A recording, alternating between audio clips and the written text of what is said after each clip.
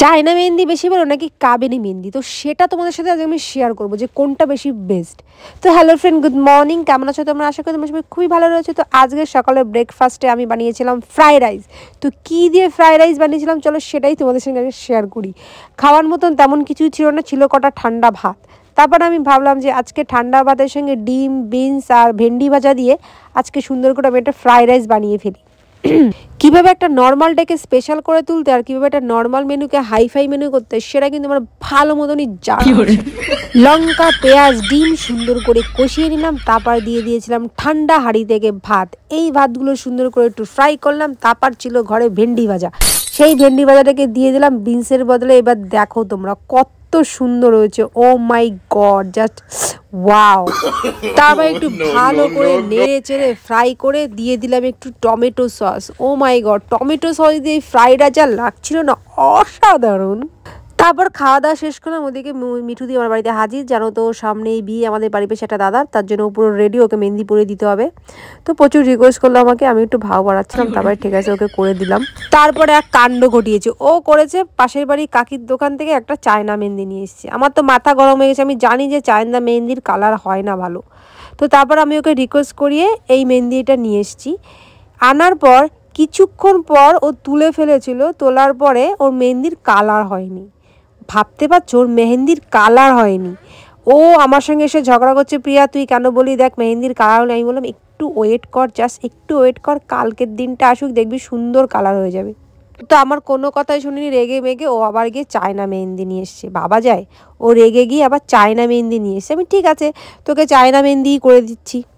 এই মেহেন্দি পড়ার কিন্তু অনেক কারণ রয়েছে। বাড়ির পাশেই বিয়ে রয়েছে আমাদের পিকু দাদার, তো সবার প্রচুর এক্সাইটমেন্ট, সবাই বিয়েতে যাবে, বউভাতে যাচ্ছে, সাজুগুজির বাহার।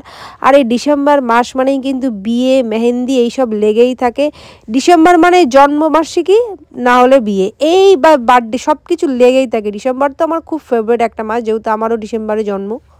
তো আমার না অনেক কাজ, মানে মিঠুদির দুটো হাতে মেহেন্দি করতে হবে, তারপরে আমার নিজের হাতের মেহেন্দি করতে হবে, তারপরে আমি আমার ভাগ্নি রিয়ার মেহেন্দি, তারও মেহেন্দি করেছে। ভাবা যায় তিনজনের মেহেন্দি আমার কমপ্লিট করতে হয়েছে। আমার পুরো একদম হাল পুরো বেহাল হয়ে গেছিলো, তাও আবার ফ্রি অফ কস্ট, ভাবা যায়। তারপর আমি অনেক ধৈর্য নিয়ে মেহেন্দিটা করেছি।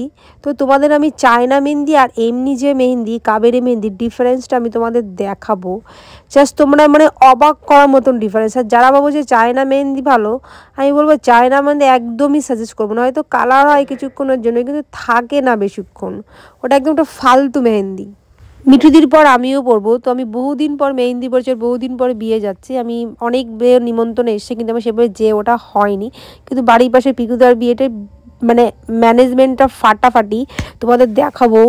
খুব সুন্দর মানে বউভাতের অ্যারেঞ্জমেন্ট করেছে। আর বিয়েতে কী হবে সেটা তো জানি না, অনেক সুন্দরই হবে আই থিঙ্ক। তো মিঠুদির দেখো একটা হাত আমি কমপ্লিট করে ফেলেছি, আর উপরটাও একটু কমপ্লিট করেছি, তোমরা তো দেখতে পাবে। তো এটা হচ্ছে নর্মাল যে মেহেন্দি, আমি সেটা দিয়ে করেছি, নর্মাল যে কাবেরি মেহেন্দি, সেই মেহেন্দি দিয়ে এটা করেছি। তো বিকাল বিকাল আমি হাঁটতে বেরিয়েছিলাম, একটু মানে কষ্ট হয়ে গেছিলো, তো কি বলবো, ভীষণ কষ্ট হয়ে গেছিলো। তো তারপর ভাবলাম যে আমি রাত্রেবেলায় আমার হাতটা কমপ্লিট করব, এখন করব না। তো আমি আর আমার একটা বান্ধবী হাঁটতে বেরিয়েছি, প্রায় আমরা দুজনে একসঙ্গে বেরাই। ও খুব লজ্জা পাচ্ছে, ক্যামেরা আসতে চায় না, খুব দামি ফেস তো তার জন্য। তো এই দেখো মিঠুদির হাত দুটো আমি কমপ্লিট করেছি রাত্রেবেলা, ওটা চায়না, এটা কাবেরি। তোমরা বলো কোনটা বেশি ভালো লাগছে? তো তোমাদের কার কোন মেহেন্দি পছন্দ সেটা কিন্তু আমাকে বলবে, ঠিক আছে? চলো এবার আমি আমার হাতের মেহেন্দি দেখাই, তারপরে রিয়ার হাতের মেহেন্দিও দেখো। আমি তিনজনকে মেহেন্দি করেছি আমাকে নিয়ে। তো এটা দেখো সেম ডিজাইনটাই করেছি, কারণ ওটা আমার ইজি হয়ে গেছিলো করতে করতে। আর উপরে যে ডিজাইনটা আমি করেছি এটা একটু ডিফারেন্ট করার চেষ্টা করেছি, একটু আলাদা করেছি। কেমন হয়েছে প্লিজ আমাকে জানাবে। তো চলো আমি দেখাই, আমি মেহেন্দি করতে করতে কোথায় আমার ক্লান্তি হওয়ার কথা, সেখানে দেখি আরেকজনকে আমি মেহেন্দি পড়াতে, সে ঘুমিয়ে পড়েছে। ও মাই গড। তো এই অবধি ছিল আমার ব্লগ মেহেন্দি পড়ানো। তো তোমাদের কেমন লাগলো জানিয়ে, ভালো লাগলে লাইক কমেন্ট শেয়ার করে সাবস্ক্রাইব করো। টাটা।